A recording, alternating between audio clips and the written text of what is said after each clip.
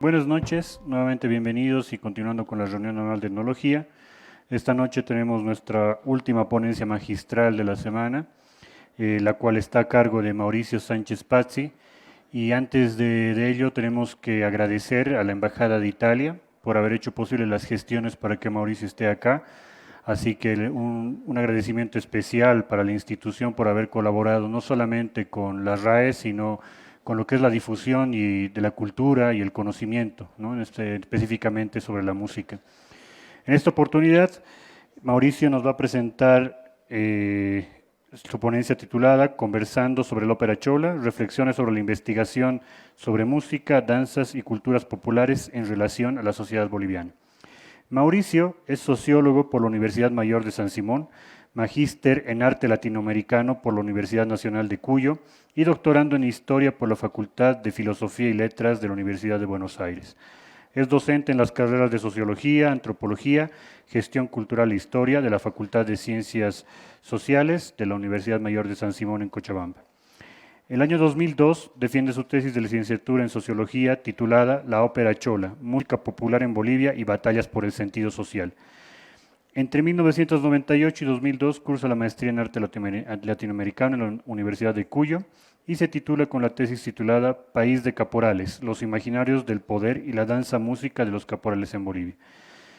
El doctorado en Historia tiene su proyecto de tesis titulada Transformaciones de las conductas de urbanidad en Bolivia durante los siglos XIX al XXI. En 2007 y 2008 forma parte del equipo de investigación Nudos Suburbanos, Integración y Exclusión Sociocultural en la zona sur de Cochabamba, como parte de la convocatoria Procesos de Integración Sociocultural y Económica en las ciudades capitales de Bolivia, del PIEP, cuyos resultados se publican en el libro Nudos Suburbanos, Integración y Exclusión Sociocultural en la zona sur de Cochabamba. En 2013 publica los libros Cochabamba, El pasado nos habita, el futuro que nos encuentra y Cochabamba ante los ojos del mundo. Desde el año 2000 ha publicado varios artículos en revistas académicas nacionales e internacionales. En 2017 publica el libro La ópera chola, música popular en Bolivia y pugnas por la identidad social. En agosto del 2018 presenta este libro en la Feria Internacional del Libro de Lima con los comentarios de Gerard Borrás y Juan Carlos Estensoro.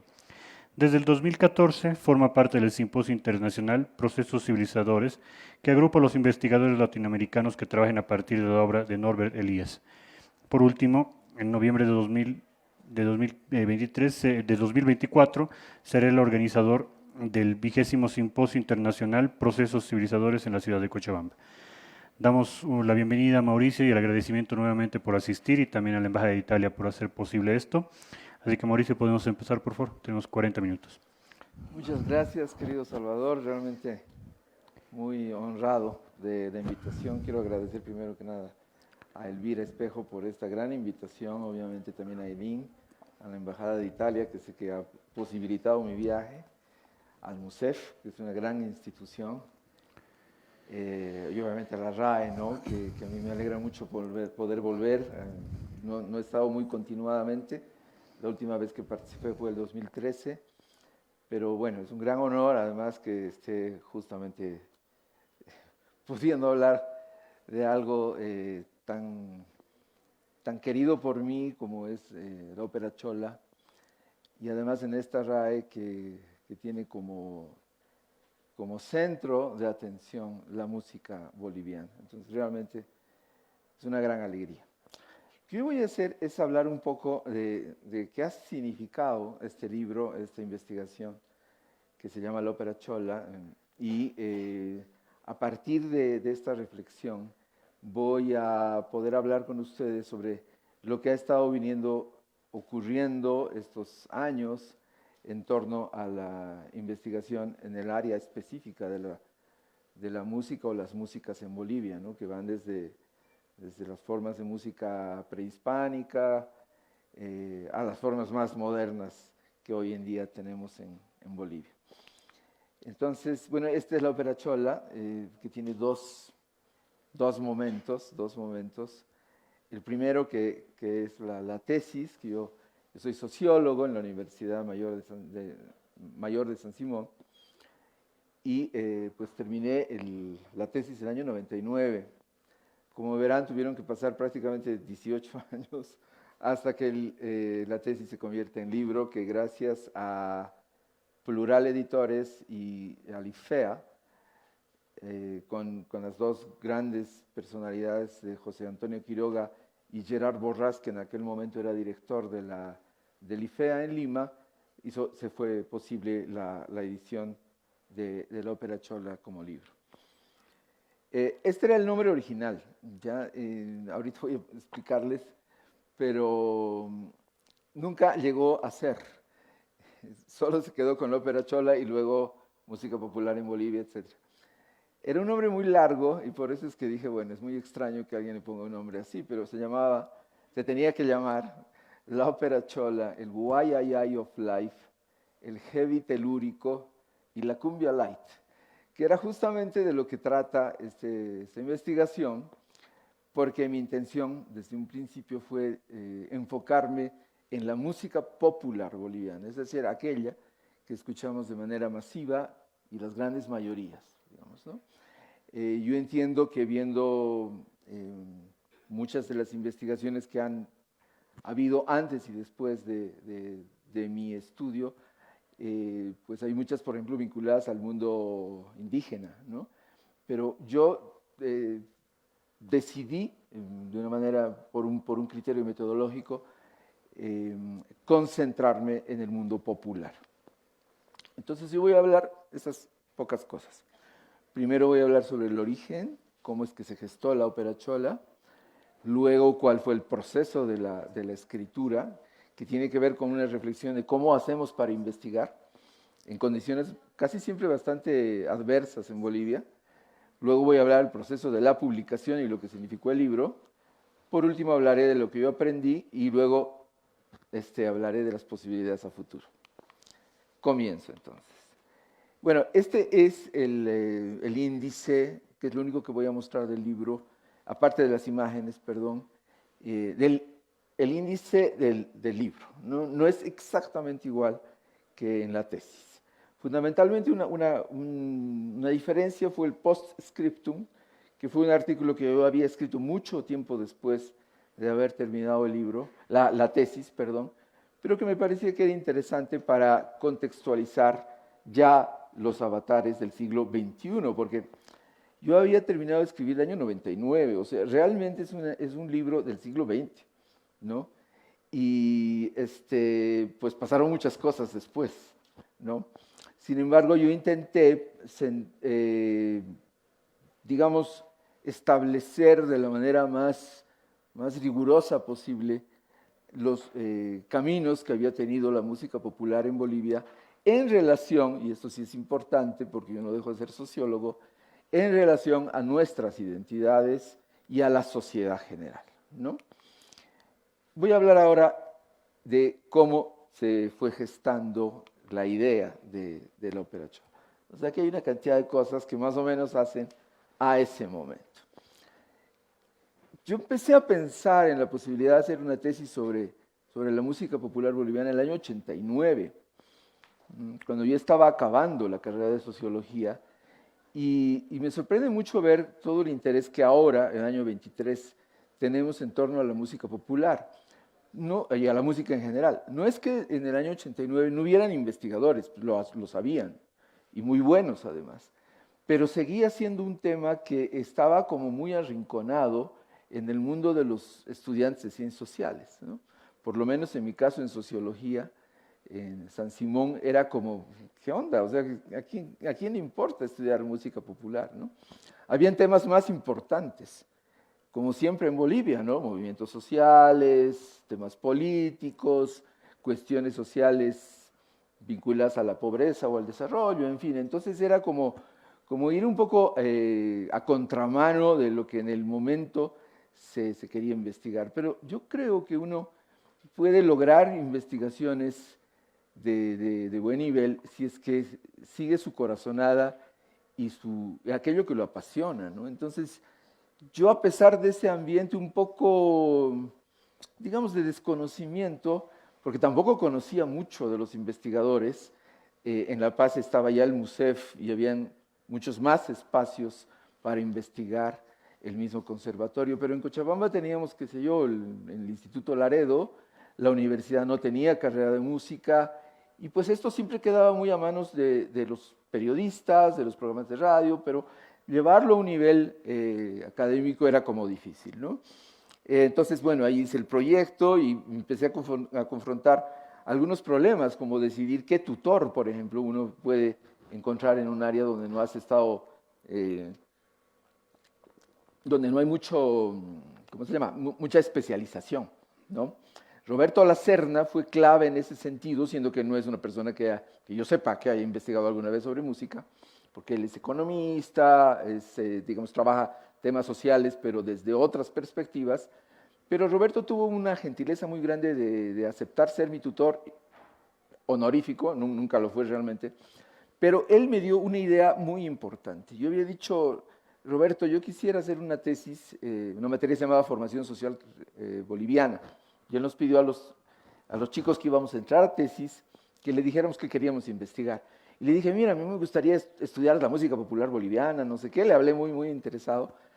Y me dijo, haz un papel, un escrito, que en esa época además era todo a máquina de escribir. Y me dio como miedo, y le dije, le llevé mi papelito y le dije, los carcas. Quiero hacer mi tesis sobre los carcas y no sé qué. Y ahí sí fue importante, Roberto, porque me dijo, Mauricio, pero esto está bien, pero tú me dijiste algo que era mucho más interesante, me dijo.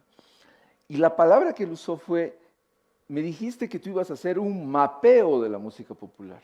Y eso me parece interesante. ¿En serio, Roberto? Le dije, ¿crees que sí? Y me dijo, sí. Y esa palabra me dio ánimo para animarme a hacer algo tan a lo no sé, exagerado, que es querer estudiar toda la música popular, lo cual obviamente es imposible, ¿no? Pero en ese momento esa palabra de Roberto Lacerna fue muy importante. La segunda persona que fue importante es un docente que teníamos en sociología que se llamaba Marcos Campero. Él estaba en silla de ruedas porque había sido una víctima de la dictadura de Banzer, y también él no tenía ningún conocimiento de la música popular, digamos, en el mundo de la investigación, pero Marcos aceptó ser mi tutor formalmente, y un día me dice, Mauricio, he sacado un libro para ti de la biblioteca, y me lo entrega. Y ese gesto también fue increíblemente importante. Ese libro se llama Yankee Blues, es un estudio sobre la relación entre la música y las identidades en Estados Unidos, de comienzos del siglo XX, de un sociólogo norteamericano que se llama McDonald Smith Moore. Realmente, si ustedes se fijan, fue tal la influencia de Yankee Blues que la ópera chola es un calco, porque los Yankee Blues es una paradoja, es una figura literaria, una figura retórica, que es la paradoja, dos cosas que son contrarias, porque los Yankees son del norte y el blues es del sur, de los negros del sur. Entonces me impresionó tanto esta investigación que yo decidí llamar a la tesis la ópera, digamos, el mundo de lo más culto, pero chola, ¿no? El mundo de lo más popular. Entonces ahí comencé con la idea, luego hice el proyecto, se dio que tuve la oportunidad de estar en el primer congreso de estudiantes de sociología en Colombia, de América Latina, el año 92, y ahí estuvo entre mi auditorio Adolfo González. Yo hice también de manera muy original una ponencia que se llamaba La música popular en Bolivia, o La música en Bolivia hoy. Había habido este libro muy famoso, Bolivia hoy, entonces evidentemente era otra copia que andaba haciendo ahí, pero el auditorio colombiano, los chicos estudiantes de sociología, les encantó la ponencia, me dijeron pues sigue adelante. Adolfo González había investigado mucho cómo la cumbia había, en Colombia había irradiado, ¿cierto?, de ser una música relativamente regional y popular a convertirse en un boom a comienzos de los años 60. Yo recuerdo cómo me contó él lo que pasó con la pollera colorá el año 62, que me decía Adolfo, la pollera colorá vendió más que Elvis Presley, que en ese momento era pues el top de los músicos, ¿no? Entonces, todas estas cosas permitieron que a lo largo de los 90s yo siguiera adelante con la tesis. Pero ahí hay muchas preguntas. Por ejemplo, ¿qué marco teórico usar? ¿Qué metodologías usar? En fin, todas estas cosas tuve que enfrentarlas en el largo proceso, porque estaba comenzando hacia el año 91 más o menos, y la acabé el 99, o sea, realmente toda la década. Y entonces las respuestas fueron apareciendo en el camino. Y aquí voy a hablar de algunas.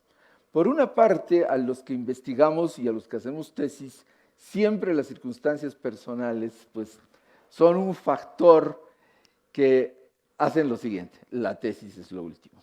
Yo me había casado en esa época, tuve 2 hijos, no terminaba de hacer la tesis, por lo tanto no era sociólogo, tenía un trabajo temporal, ya no lo tenía, andaba en esos trajines de la vida, y eso hacía que continuar adelante con la tesis fuera muy difícil.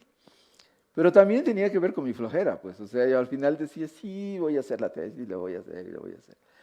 Yo soy tutor de tesis hoy en día, en la Universidad Mayor de San Simón, y entiendo que este es un problema universal, ¿no? O sea, a todos nos pasa, porque además ocurre en los años 20, cuando uno está justamente decidiendo cosas de la vida, pero a pesar de todo, yo seguía adelante. Y decidí, pues, buscar algunas fuentes y algunas técnicas. ¿Cuáles eran las fuentes más importantes? Por supuesto, la misma música popular. Nosotros, gracias a las tecnologías de grabación del sonido que se inventaron a fines del siglo XIX, y que me imagino que se han debido discutir en algunas de las ponencias acá, por ejemplo, mis queridos amigos de Ajayu de antaño, los Ajayus de antaño que tienen un trabajo extraordinario rescatando esa música. Gracias a la grabación es que nosotros podemos escuchar una y otra vez la música popular, ¿no? Obviamente hay cosas que se han perdido para siempre, especialmente música popular del siglo XIX o del siglo XVIII, pero que de alguna manera en la memoria colectiva ha quedado, y entonces también la transmisión oral de la música, que pasa de generación en generación, es una fuente. Pero evidentemente la música popular tiene mucho que ver con lo que ha ocurrido en la radio, en el cine, en la televisión, y en algún momento en las partituras, en la llegada de los gramófonos, ¿no? Las vitrolas. Entonces, bueno, yo empecé a buscar música. Extrañamente en los 90 era mucho más difícil encontrar discos vinilos, porque hubo un momento como que empezó a desaparecer, ¿no? A fines de los 90, para el 2000 era como ya una antigüedad. Hoy en día se reeditan discos vinilos, en vendedores de viejo ahí se puede conseguir, pero en ese momento era muy difícil. Entonces tenía que inventarme maneras de encontrar la música misma. Por otra parte están las fuentes que hablan sobre la música, y la más importante a mi modo de ver es la hemeroteca, ¿no? La producción hemerográfica, periódicos y revistas que han posibilitado un seguimiento día a día de lo que estaba ocurriendo con la música. Es por eso que yo me enteraba, por ejemplo, el escándalo que significó en toda América Latina la llegada del rock and roll, que coincidía además con el mismo escándalo que pasó con el mambo, porque estaban ocurriendo en los años 50, ¿no? Por la hemeroteca es que yo podía saber dónde estaban los músicos saliendo de gira, qué canciones estaban triunfando en Bolivia y en el resto del mundo. Y esto era muy interesante, ¿no? Porque tú encuentras de primera mano una referencia casi congelada en el tiempo, ¿no? Pero no era suficiente. Evidentemente, las entrevistas a los músicos fueron una de las cosas que voy a recordar siempre con el mayor cariño. Porque la oportunidad de haber estado con algunos que fallecieron, por ejemplo, Raúl Shaw Moreno, ¿no? Que lo pude entrevistar en el pasillo de ingreso del Canal 2 en Cochabamba, el Canal 2 y la Radio Cosmos. Y poder conversar con don Raúl, que es una eminencia de nuestra música y que como tantos ha sido injustamente olvidado, pues lo llevo en el corazón. O sea, habían este tipo de relaciones humanas, personales, que iban más allá de la sola investigación. También recuerdo, por ejemplo, haber entrevistado a Benjamín Gómez, que fue el líder de 50 de marzo, uno de los grupos, a mi modo de ver, pioneros del rock boliviano, junto con Climax en La Paz, obviamente sin olvidar la extraordinaria herencia, el extraordinario legado que tuvo el movimiento de la nueva ola boliviana que fue anterior, ¿no? Pero Benjamín era una persona extraordinaria, era como un filósofo de la música. Yo no sé qué ha sido de su vida, pero él tenía una ferretería, una tienda así muy, muy sencilla en la calle Aroma, en la avenida Aroma de Cochabamba, y pues entrevisté a Benjamín, y entrevisté a don Mario Estensoro, y así, viajando a La Paz muchas veces. Incluso algunas entrevistas las hice por teléfono. Javier Saldías, uno de nuestros grandes bajistas y músicos, solo lo entrevisté por teléfono y ni siquiera grabando, o sea que tenía que anotar todo lo que él me decía. Entonces, en ese momento, las entrevistas, la hemeroteca, los pocos libros que habían, era muy difícil conseguir libros, por ejemplo, de la música popular en México o en Perú, a menos que un amigo viajara y te lo trajera, ¿no? Y fotocopia de la fotocopia de la fotocopia. Una de las cosas que más me impresiona también ahora, que no sé si yo podría, era investigar sin internet. Nosotros no teníamos ninguna posibilidad porque el internet apenas estaba llegando a Bolivia. Yo tuve mi email en el 98, vi un email en el 96, o sea que todo esto era sin acceso a internet, que nos ha facilitado tanto el acceso al conocimiento. Bueno, por otra parte estaba el tema de cómo estructurar una tesis que quiera explicar qué relación hay entre la música popular y la bolivianidad. Esto fue complejo, pero decidí por un modelo más sencillo. Simplemente trabajar los tres, a mi modo de ver, por ahí hay otro, ¿no? Puede haber cambiado además, porque ustedes saben que la investigación nunca puede acabarse ahí, nunca podemos tener la última palabra, pero a mi modo de ver, las tres grandes tendencias o macro tendencias de la música popular boliviana, que son evidentemente lo que conocemos como folclore boliviano o neofolclore, la cumbia y la música tropical, y por supuesto el rock y las ramas anexas como pop, aunque el pop nunca ha fructificado en Bolivia, por eso es que no tenemos un Luis Miguel, digamos, como en México, pero de alguna manera el rock boliviano, perdón, el folclore boliviano ha suplido el papel del pop, ¿no? O sea, mi amigo Elmer Hermosa es una estrella, un rockstar, ¿no? Boliviano, y así hay muchos, ¿no? No sé, Zulma Yugar, en fin, muchísimos músicos que proviniendo del folclore lograron cubrir este espacio del pop. En fin, estructuré así y decidí por un marco teórico. Ya les dije, Yankee Blues, que fundamentalmente habla de una cosa, a mí me parece muy importante. Él decía que la música en Estados Unidos, no la música popular, sino la música en general, era una especie de lucha metafórica por lo que la identidad o el sentido de lo que Norteamérica es o quería ser. Entonces, el trabajo de él era en torno, por ejemplo, a los músicos anglosajones, los músicos de Boston, de la Nueva Inglaterra, que eran músicos contemporáneos ya para principios del siglo XX, pero que a través de esa música ellos estaban imaginando cuál era el destino, ¿no? O el sentido de América, ¿no? De Norteamérica. Por otro lado estaban los músicos judíos, decía él, ¿no? Que tenían una visión distinta, como Gershwin, como Copland, en fin. Y por otro lado, a principios del siglo XX había surgido pues, este gran movimiento que luego se conocería como el jazz, ¿no? Y la música de los negros, que a la larga iba a transformar la música norteamericana con el rhythm and blues y con el rock and roll y el rock. Entonces dije, este es un buen modelo, porque él veía cómo a través de metáforas, de imágenes, por ejemplo, el negro es lujurioso, ese tipo de cosas que él encontraba en el teatro de los años 20, dije, esto se parece mucho a lo boliviano. Entonces yo quise hacer este relato de lucha metafórica con qué metáforas, qué ideas estaban detrás de lo folclórico, por ejemplo, ¿no? La idea de lo trascendente, del hombre andino, ¿no? De estas cosas así, de esta filosofía andina tan profunda, ¿no? Estaban presentes en el relato de músicos, sean, no sé, Velasco Maidana en los años 20, 30, sean los indigenistas, también peruanos, ¿no? En el Cóndor Pasa, de alguna manera, pero también no sé, en el nuevo folclore de la canción Bolivia, ¿no? El gran éxito de los Carcas del año 76. Entonces, estas cosas me parecían que daba mucha riqueza a la investigación, porque era no solo escuchar la melodía, cosa que yo tuve no una discusión, pero sí una polémica con un profesor mío, Omar Corrado, un gran musicólogo argentino, que él nos criticaba a los sociólogos porque nos decía, pero ustedes los sociólogos nunca van a la música misma, dan vueltas alrededor.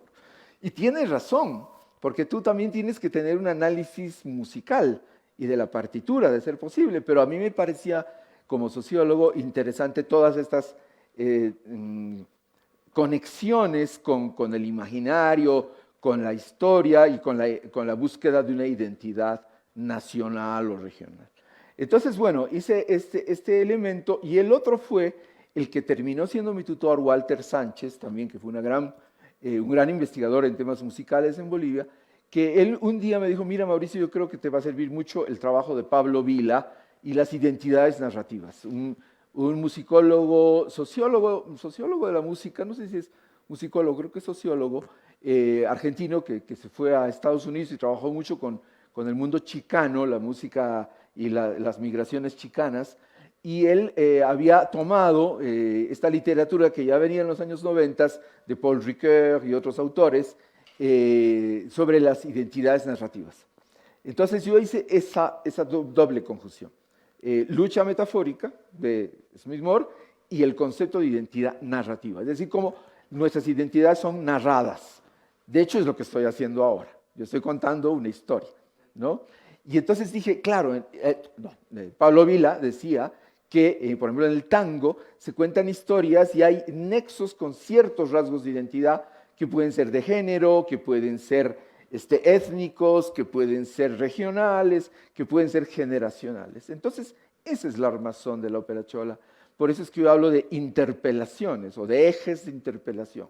Entonces, ¿cómo interpela el folclore a los jóvenes? ¿Cómo interpela el folclore a los de otra generación? ¿Cómo interpeló el rock a los jóvenes de los 60s, de los 70s, en fin? Y cómo es el folclore cochabambino y cómo el paceño, etc. Entonces, yo tenía ahí un repertorio de posibilidades que armaban mi investigación. Por cierto, dejé por fuera cosas como los mariachis, como las bandas, como el jazz, que son parte de la música popular y que merecen ser investigadas igualmente, el pop mismo, o expresiones muy puntuales del folclore o del rock, pero mi intención era dar este gran mapeo, como les dije, ¿no? Bueno, llegó el momento de la publicación. Les logré defender la tesis el 2000, mis jurados, que fueron muy buenas gentes, me pusieron recomendación para publicar, pero ¿qué pasó? Pues nunca se publicaba. Por cosas de la vida, digo, el 2003 vengo a La Paz, voy así todo muy avergonzado, porque no sé por qué a uno le da cosas esto, ¿no? Ahora puedo hablar así todo muy feliz, pero en ese momento lo busco a José Antonio Quiroga, que no lo conocía, y le digo, mira, tengo mi tesis y quisiera publicarla, no sé qué. Y él me dice, perfecto, pero revísala. Claro, ponla como para un libro, ¿no? Pues no va a ir así tal cual, había muchas cosas que pulir. Cosa que no hice. Es más, fue el 2013 cuando volví a buscar a José Antonio, con una cara de decirle, mira, yo sé que he venido hace mucho tiempo, poco no me da una patada y me dice, sal para allá, pero bueno, aceptó 10 años después, porque hacia el 2010 más o menos le pagué a un amigo, Javier Antesana, para que revisara el estilo, que sin embargo estaba bien escrito, pero habían cosas que revisar, entonces me autoimpuse la idea de, oye, ya hace demasiado tiempo. Yo me acuerdo que personas acá en La Paz, cuando yo venía para otros eventos, el Congreso de Sociología, Silvia Rivera, por ejemplo, dice, ¿cuándo va a publicar su tesis? Rolando Sánchez, me dijo, pues se confundió de Sánchez, ¿no? No le digo, soy yo, pero soy Mauricio, Silvia, tú, me dice, ¿no? Porque había circulado la ópera chola, y esa es una cosa que yo no conozco, porque ha sido un fenómeno exclusivamente paceño. En Cochabamba jamás pasó, o sea, fue olvidada. Nadie es profeta en su tierra, pero por alguna razón alguien fotocopió una fotocopia de la fotocopia y en La Paz sí era muy conocida, pero yo decía, pero bueno, la había olvidado. Es decir, para mí no era realmente lo más importante porque ya hice, por ejemplo, País de Caporales, que es mi estudio sobre la danza boliviana, estaba haciendo otras investigaciones para el PIEP, todo lo que leyó Salvador, y entonces no, dije ya basta, voy a ponerme las pilas, y el 2013 José Antonio sí aceptó la publicación, y de manera extraordinaria también él habló a los de IFEA para que ellos fueran mis coeditores. Obviamente IFEA es muy compleja porque no es que vayas y digas, aquí está mi tesis, mi librito, no, o sea, pasa por un filtro de revisión muy, muy exigente. Hay que recordar que el IFEA es una de las instituciones de investigación en el mundo andino más renombradas y por suerte me hicieron unas pocas correcciones. Básicamente era quita esto, quita esto, quita esto. Y me acuerdo una que me hizo Gerard, me dijo, y no digas que El Cóndor Paz es una ópera porque es una zarzuela. Y le dije, bueno, perfecto. Entonces estoy seguro, ya. ¿Zarzuela u opereta? Zarzuela, ok. Entonces, con esas correcciones, el 2014, todavía tenían que pasar 3 años para lograr sacar el libro, porque la revisión fue extremadamente difícil. Había decidido incluir imágenes, que ahora les muestro, y eso era un tema, porque ¿qué imágenes pueden ilustrar 50, 60 años de historia de la música popular? ¿No? O sea, ¿cómo resumes en poco? Incluso había la posibilidad de publicar un CD, pero esto era problemático porque hay que tener los masters, me dijo amigos técnicos de sonido, pero además todos los permisos de derechos de autor de Sobodaicom, no sé qué, dije, no, esto va a ser tremendo, no se hubiera publicado, entonces dije, bueno, pues el que quiera la canción que me escriba o que busque en YouTube o que se consiga el disco, pero no fue con música porque hubiera demorado mucho, pero sí con imagen. Otra cosa que ya ocurría es que para el 2014-15, ya estamos en el mundo del Internet, sí yo podía constatar muchas fuentes, ¿no es cierto? Podía rastrear, googleando, podría buscar cosas, pero ahí me di cuenta de una cosa que suele ocurrir mucho, que es mucho más fácil equivocarse con Internet que antes cuando no tenía esa fuente. Eso casi me ocurre cuando estaba yo queriendo aumentar algo sobre los chascas. Resulta que en cualquier fuente que uno pone de los chascas en Internet, aparecen como ganadores de la gaviota de plata en Viña del Mar. Y no sé qué. Entonces yo ya dije, no, voy a poner esto porque... O sea, 50 publicaciones de Internet lo decían, ¿no? O sea, no pueden estar equivocadas. Y los chascas ganaron gaviota de plata. Casi se publicó, pero eso jamás ocurrió. Claro, era tan sencillo como averiguar quiénes ganaron todos los festivales de Viña del Mar. Y eso fue bueno porque me enteré que el único boliviano que ganó, ¿saben quién fue? Fue un cómico, el Gran Sandy, que también lo hemos ignorado. Pero él sí ganó en Viña del Mar y fue 2 veces y fue ovacionado por los chilenos y murió muy pobre en silla de ruedas. Por suerte no cometí ese error. Entonces, tener Internet es un arma de doble filo. Otra cosa que me ocurría al revisar el texto es cómo podía yo haber sabido esas cosas. O sea, eran 2 Mauricios, ¿no? Aquel de los 90s y este de los 2000s.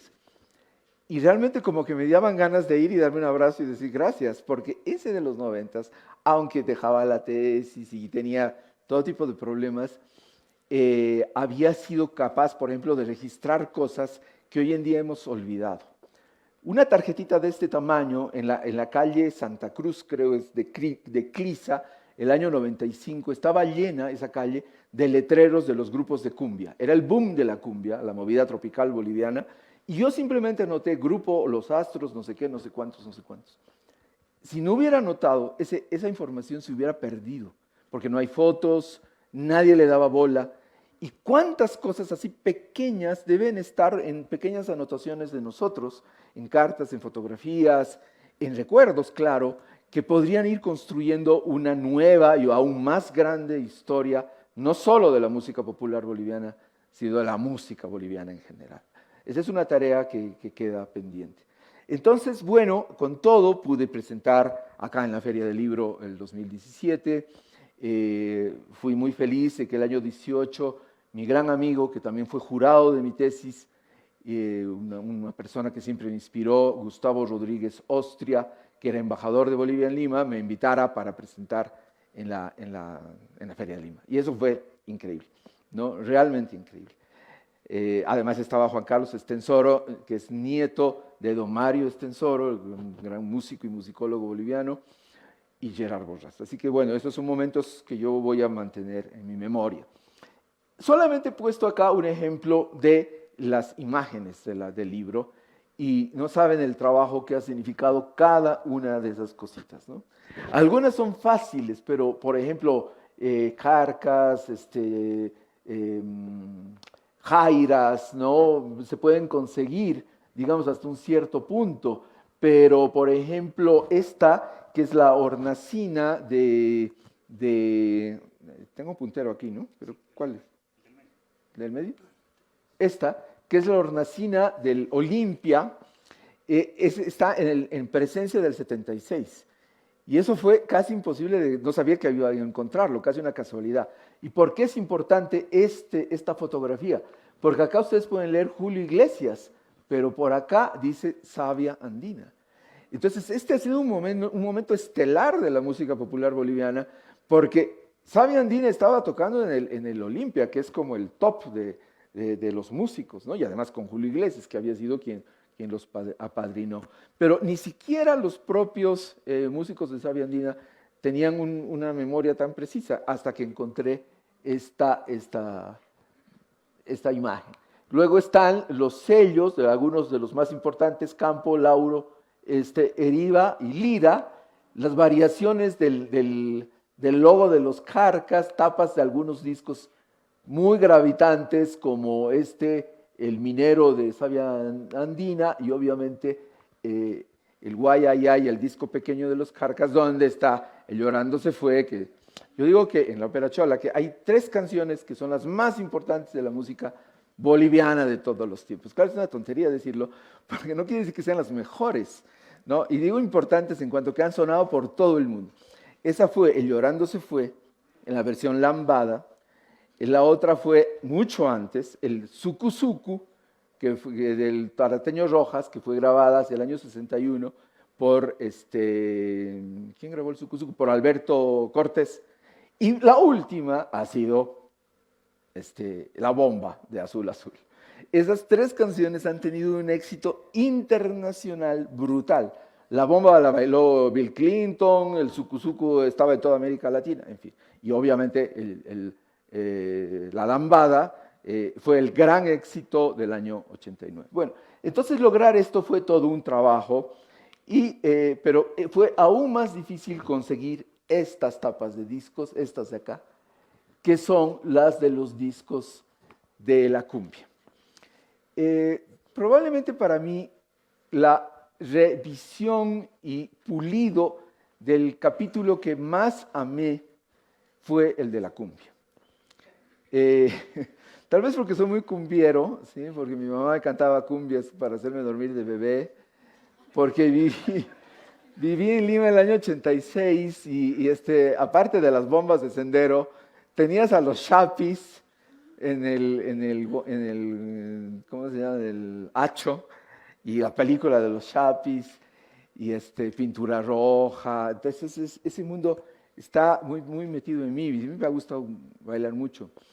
Pero por alguna razón, ahora sí, con el internet podía rastrear las canciones y entender, por ejemplo, todas estas cruzas que hemos tenido en la música popular boliviana, que canciones que consideramos bolivianas en realidad son peruanas, pero que en realidad otras, como esta ¿Por qué me enamoré de ti?, de los Corihuayras, en realidad es una balada española.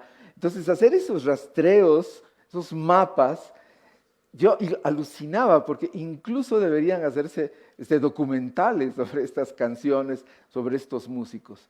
Y claro, lograr conseguir estas tapas era terrible. Esta de Climax, por ejemplo, o los Brothers, tuve que conseguir un señor que vendía cosas viejísimas en la cancha en Cochabamba, pero que ya estaban carcomidas. Entonces yo tenía que, por suerte yo hago edición digital, trabajo con fotografía, limpiar una por una. La cumbia especialmente no hay una memoria, ¿no? Porque ha sido considerada como una música de segunda categoría. Y esto sí fue una cosa que me impactaba. Tanto mis entrevistados folcloristas como rockeros despreciaban a la cumbia. En general, no digo que no, pero la despreciaban. Luis Rico me dijo que era música chicle, no me acuerdo si la Jenny o alguien me dijo, Jenny Cárdenas me dijo es basura, o el Javier Saldías, no me acuerdo, pero esto era lo que me repetían todo el tiempo. Porque yo me di cuenta que nosotros tendemos a entender que lo festivo, lo popular, lo ligero, no se aviene con nuestra identidad boliviana, que tiende a ser muy seria, ¿no? Pavlovich decía, los bolivianos somos solemnes, de una solemnidad asnal, siempre me acuerdo de su expresión. Entonces, y el rock en Bolivia tiene esa actitud, por eso era tan fácil, me maravillé de reconstruir la historia de Guara, por ejemplo, un grupo maravilloso, pero ese vínculo con lo autóctono, con la música indígena, fue muy importante. Entonces, bueno, hice todo el trabajo. Y acá está Azul Azul con la bomba, ¿no? Y claro, acá aparecen chicas, piernas, todo lo que tiene que ver con el mundo festivo, lo que yo terminé llamando la anti-Bolivia. Bien, entonces termino. Lo que aprendí haciendo la ópera chola. Bueno, aprendí muchas cosas. Bueno, la primera es esta. O sea, es muy extraño poder tener todo un auditorio para hablar de algo que uno hace. De verdad me da mucha vergüenza. O sea, yo decía, eso no me pasa a mí.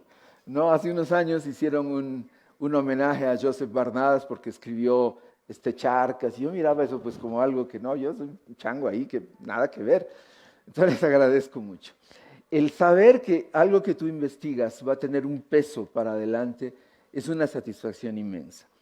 Y yo soy muy feliz que además muchas tesis hayan surgido después, ¿no? Que hayan estado inspiradas. Bueno, ya les hablé de las fotocopiadas, entendí que en Sociología de la Paz, pero probablemente en muchos otros espacios, en el conservatorio, la investigación de música ya se fue poniendo cada vez más importante al nivel de lo que hemos llegado ahora. Y mi mismo hermano, Rade, que lo conoce, Salvador, ha hecho un libro muy lindo, que ojalá se lo pueda reeditar en Bolivia, sobre un gran músico popular boliviano que fue Felipe B. Rivera, y él tuvo la suerte de reconstruir su recorrido en la Argentina. Entonces Felipe B. Rivera es uno de nuestros grandes, porque yo digo, el día, creo que es el 6 de mayo, no me acuerdo, 4 de mayo, del 31, debería ser considerado el Día del Folclore Boliviano. No me acuerdo si es 4 o 6, habrá que hacer una ley o algo. Porque ese día, don Felipe B. Rivera, del año 31, logró, porque se quedaba sentado en las escaleras de RCA, Víctor, en Buenos Aires, que él diga, ya pase usted, y le grabaron música boliviana en Buenos Aires. Por eso, ese día fue un cambio, porque la música popular boliviana iba a ser escuchada, ¿no? Luego me inspiró a hacer País de Caporales, que es mi tesis sobre los caporales, que fue un desprendimiento, pero a diferencia de la ópera chola, que era panorámica, o sea, a lo bestia, toda la música popular, yo en País de Caporales dije, me voy a concentrar en un caso, que es el caso de la danza del caporal. Y bueno, eso también ha tenido un peso importante, aunque no está publicada, ha circulado mucho entre bailarines de todo el mundo y folcloristas, etcétera, que también me da mucha alegría. Y algunas cosas que yo he visto que son importantes, ¿no? Es muy importante la historia, ¿sí? Sociólogos, antropólogos, etnomusicólogos tendemos a ser aquí y ahora. Y eso está bien, porque es importante registrar lo que estamos haciendo ahora, pero las cosas no surgen de hoy y tenemos mucho tiempo antes que debe ser tomado en cuenta para poder contextualizar y entender mejor los fenómenos, ¿no? Yo no tenía formación de historiador, digamos, como sociólogo, pero terminé entrándole porque había que darle valor a lo histórico. Otra cosa que me pareció importante fue no idealizar las culturas populares, las identidades colectivas y sus artefactos, la música, las danzas, los trajes. Estas idealizaciones nos gustan mucho a los bolivianos porque tienen que ver con nuestro sentimiento tantas veces vapuleado porque, bueno, los chilenos nos quitaron el mar y no sé qué, y no sé cuántos, y llegaron los españoles. Pero yo creo que nos hacemos un flaco favor cuando nos vemos como víctimas y cuando además nos vemos como los perfectos de la historia, ¿no? Y todos los demás son los malos. Eso es típico del nacionalismo, porque la ópera chola, entre otras cosas, es una historia del nacionalismo desde la perspectiva, una de las más poderosas que ha sido la música popular. Con eso no estoy diciendo que seamos lo peor ni nada. Es decir, es la justipreciación de lo que tenemos de genial, que yo me he sorprendido, y de lo que tenemos no tan genial. Y esto se hace chequeando cómo ocurrieron las cosas realmente, cuántas cosas estaban en juego en un momento dado, ¿no? Y que, por ejemplo, claro, yo conozco algunas más de cerca, por ejemplo, a los carcas los conozco mucho, y sé lo alaracos que son, lo fanfarrones que son, pero al mismo tiempo sé todo lo geniales que son. Entonces, además, otra cosa, es problemático cuando uno se identifica con esto de, son mis gustos y los investigo, ¿no? Porque miren, esta música en general hay algunas que me gustan y otras no tanto, pero no estaba en juego que me guste o no, sino el tratar de explicar por qué son así como son y por qué les gustan a una mayoría de personas. Bueno, otra cosa que entonces a mí me parece importante era superar esquemas ideológicos, nacionalismos, regionalismos, indigenismos y otras cosas que estaban demasiado machacando ahí atrás, ¿no? Estos problemas que tenemos, por ejemplo, sobre que el charango es boliviano o es peruano o es de dónde, la diablada, en fin, primero que hay que investigarlo y probablemente no lo descubramos nunca y probablemente fueron orígenes simultáneos porque son matrices que vienen de España, en este caso simultáneas. Entonces lo que pasa es que la diablada se desarrolló así como es en Oruro. Entonces no es un problema del origen, sino del proceso. En fin, pero para lograr entender esto hay que desapasionarse y poder trabajar de una manera un poquito más llevada, por eso que pongo acá abajo, lo que llamamos el rigor científico, ¿no? Sea metodológico, empírico, teórico, tener datos. No meter la pata como yo con la gaviota de plata, que por suerte no la hice, de tener datos seguros, tener buenas teorías, buena metodología y además explicar y escribir bien, ¿no? Que eso también suele ser bastante complicado. Otra cosa que me di cuenta es que se ha dejado de tomar en cuenta lo mestizo, lo cholo, lo mezclado, lo contradictorio. Tendemos a ver una sociedad purista entre blancos e indios, donde todos somos puros, ¿no? Donde no hay mezcla, donde no estamos en estas complejas cruzas de identidad, y ahí está nuestra riqueza. O sea, todos tenemos un poco de todo y la música popular lo muestra. Bien, las posibilidades a futuro.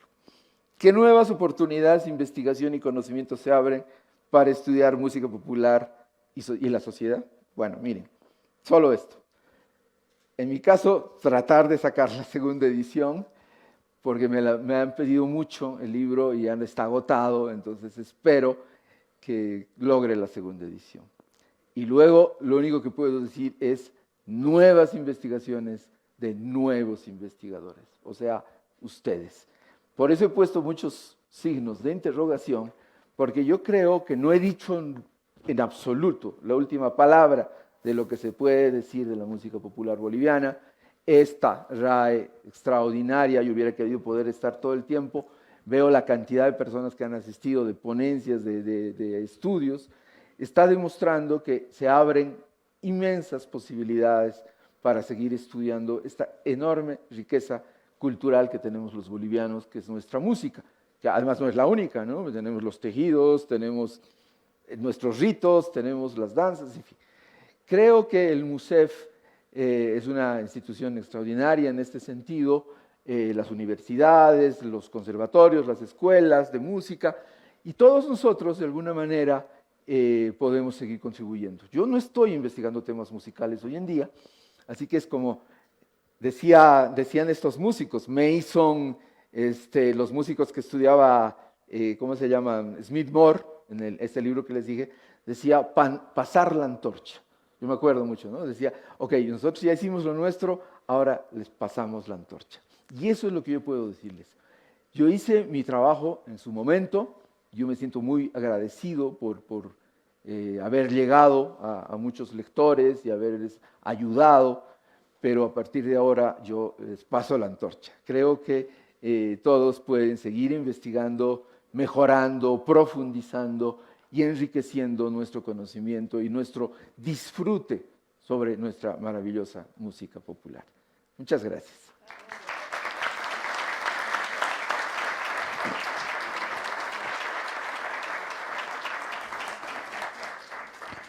Bueno, tenemos algunos minutos para los que quieran realizar algunas preguntas. Por favor, allá arriba.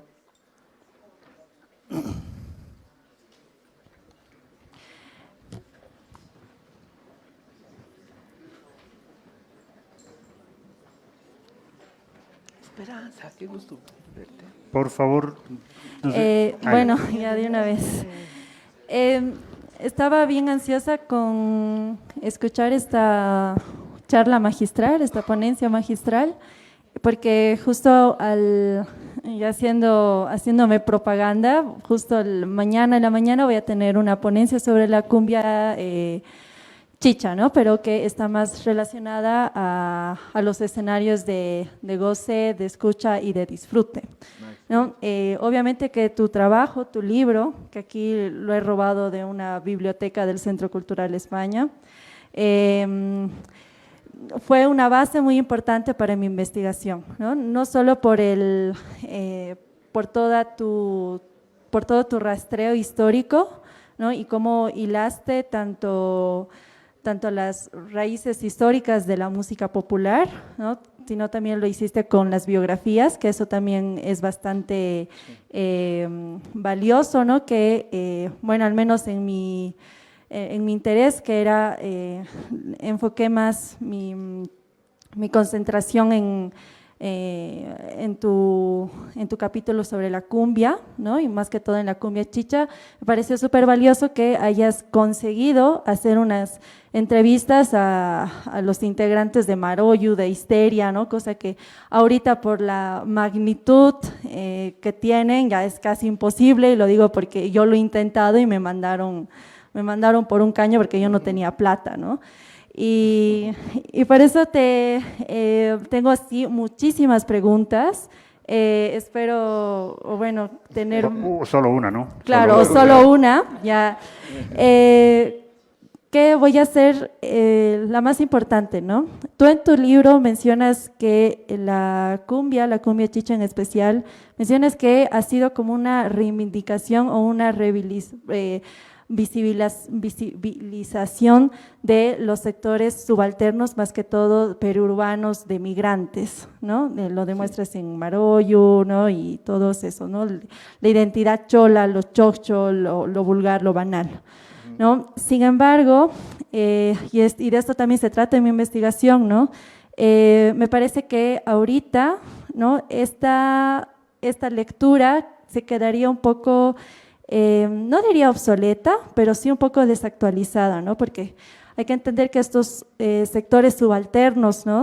Ahora son también consideradas nuevas burguesías y también tienen ostentaciones de poder, ¿no? No solo económico, ¿no? Y todo eso que ya se ha estudiado muchísimo, ¿no? Nicotas y demás, ¿no?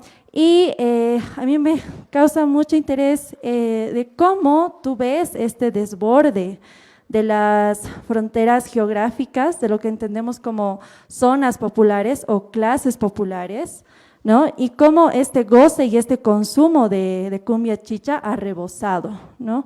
Y ya no se relaciona con una adscripción identitaria étnica y de clase. Esa sería mi gran pregunta. Muchas gracias. Bueno, muchas gracias. Yo te recomiendo que leas un artículo que yo he escrito hace poco, que se llama La cultura de la guaragua, no me acuerdo el título, ¿ya? Aproximaciones a la estética chola y la cultura de la guaragua. Está disponible online en la revista Esnoa, justamente de Tilcara, sí, donde nos hemos conocido con Salvador. Porque ahí yo sí he trabajado esto que tú estás apuntando sobre estos nuevos fenómenos de nuevos ricos y de estos gustos de ostentación, de manera mucho más puntual. Y otro que se llama Gustos Cholos. En esos dos artículos, que si bien no son sobre música, he desarrollado más esta idea. Es verdad que en la ópera chola no la desarrollé, porque la perspectiva era distinta ahora que lo pienso, ¿no? Cuando uno piensa en los músicos, por ejemplo, los Yucra, ¿no? Los Rodríguez, que eran casi siempre hermanos, pero también son hermanos los Junaro, también son hermanos los Hermosa, ¿no? Es una lógica digamos, tradicional de la música en todo lado. Los Jackson también lo eran. Estos Yucra eran migrantes de, no sé, de Uncía, no me acuerdo bien. Son norpotosinos que llegan a Cochabamba a las barriadas. Entonces, esto además ha sido muy estudiado en el caso de la cumbia chicha, digamos, chicha, ¿no? Que es la peruana.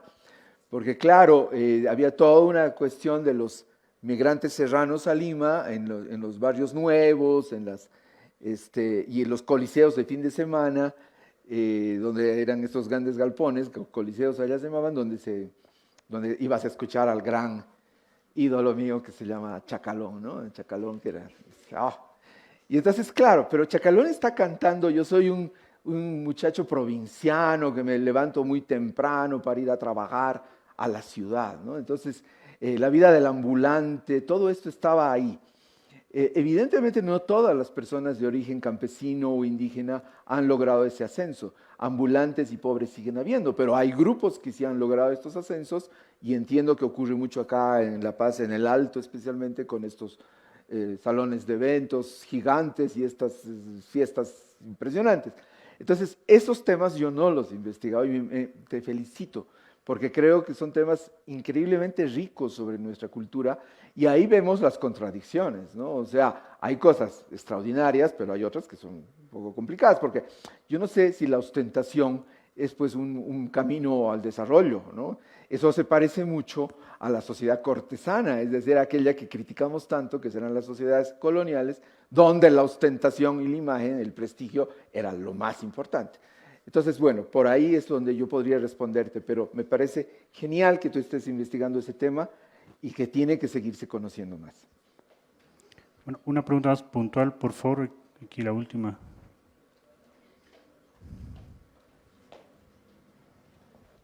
Hola, hola, sí, dos, ¿cómo es? Buenas, ¿qué tal?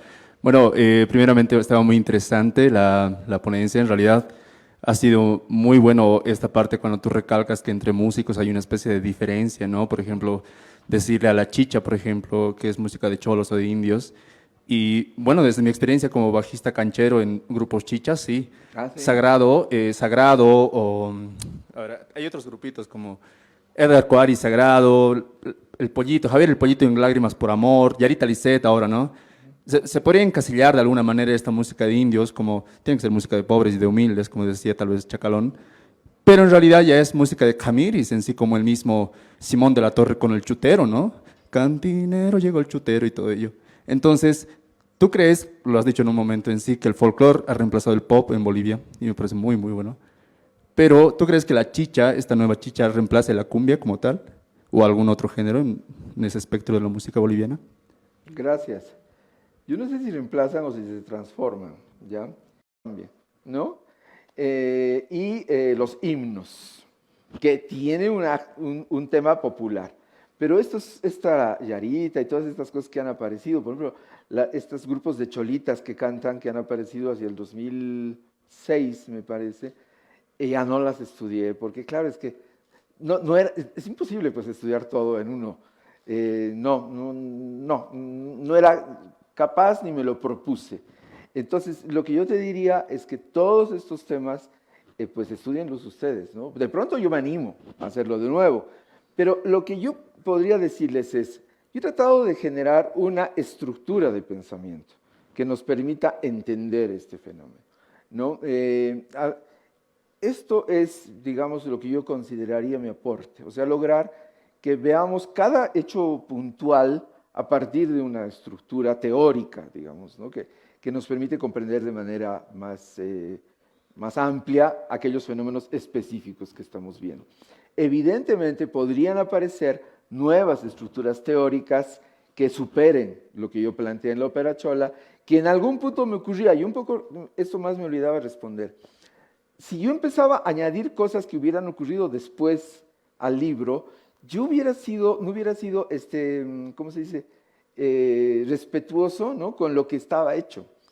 Entonces era un problema, porque cuánto cambio, y yo quería que siga siendo lo mismo. Entonces tuve nomás que aumentar información, mejorar, pero no cambiar lo sustancial, porque tenía que seguir siendo aquella ópera chola del 99, ¿no? Pero lo demás está para investigarse y me alegra que tengas ese interés. Bueno, agradecemos nuevamente, Mauricio, por la increíble ponencia que nos brindó. Bueno, muchas gracias. Nuevamente igual agradecemos a la Embajada de Francia por haber hecho posible, de Italia, perdón, por haber hecho posible esto. Así que igual gracias por todo ello. Sí, Con esto gracias. cerramos las charlas magistrales en esta RAE 2023.